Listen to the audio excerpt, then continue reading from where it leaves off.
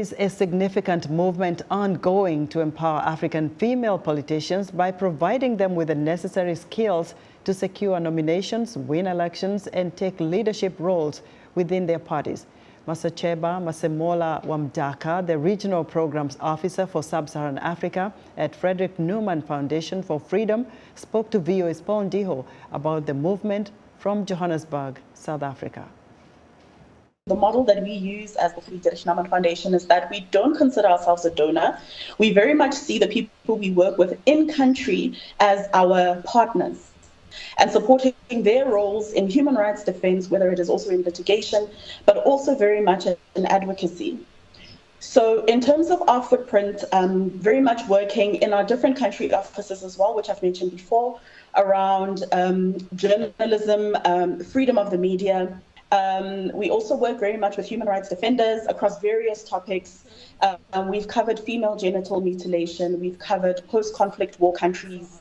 We've covered also what the legal framework looks like in countries around the African Court on Human and People's Rights. You do a lot of work with women, especially women who are trying to vie for office in different parts of Africa. How do you encourage or empower these women to take on the biggest challenge, a run for office? So, I think a conversation that's been happening, at least for the better part of the last 15 years or so, has been around bringing women and their representation in the political space, but more so in leadership and decision making.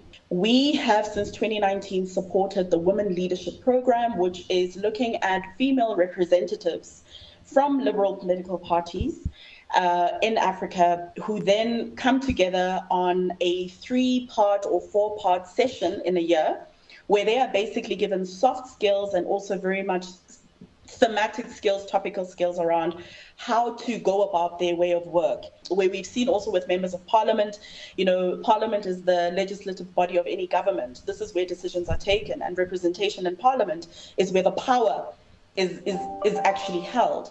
So for us, this has really been something that we've seen ourselves taking a lead in, and obviously contributions from the African part and the women who have been part of this process at every cohort has been really remarkable. You have a date now set in South Africa. Elections are coming up. I think May 29th. That's when people are likely to go vote for representatives. From talking to you, you just expressed how you're helping a lot of women. Are you planning to do that for women parliamentarians or for women legislators around the country in South Africa?